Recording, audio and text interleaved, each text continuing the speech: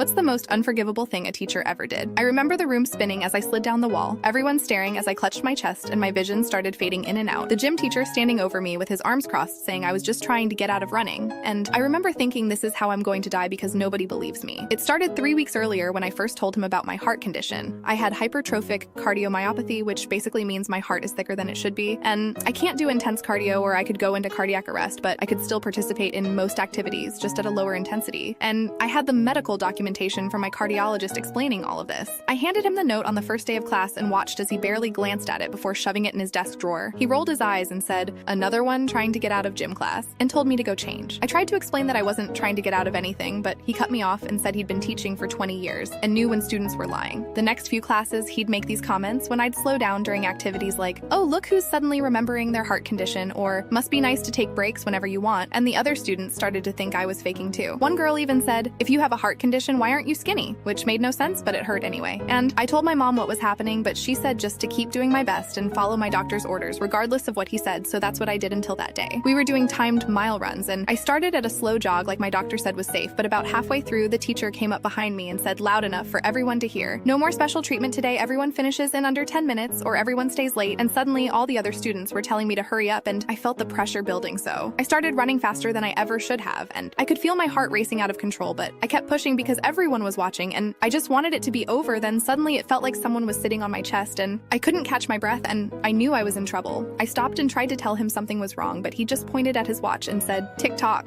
So I tried to keep going, but my legs gave out, and I collapsed against the wall as the room started spinning, and I heard someone say, "I think she's actually sick," but the teacher just said she's fine just being dramatic, and told everyone to keep running. I remember trying to reach for my phone to call my mom, but I couldn't even lift my arm anymore, and I was terrified because I knew what was happening. Thankfully, one of the office staff was walking by and saw me through the gym doors and called 911. I spent 3 days in the hospital and found out I'd experienced the beginning of cardiac arrest. When I came back to school, the principal called me into his office, and I thought finally the teacher would face consequences, but instead, the principal slid a paper across his desk and said the school board had reviewed the incident and determined that I had failed to properly emphasize my medical condition, and that I had participated beyond my known limitations without proper self-advocacy. They said the teacher acted appropriately based on the information available, and I would need to sign this form acknowledging my role in the incident to return to school, but I refused to sign it, and my parents threatened legal action, and suddenly the school found new evidence that changed everything. Turns out the teacher had thrown away my doctor's note and told other staff I was faking it. He was put on administrative leave and eventually fired, but I still have nightmares about that day, and I transferred schools because I couldn't handle the way some people still looked at me like I had somehow ruined that teacher's life by nearly dying in his class.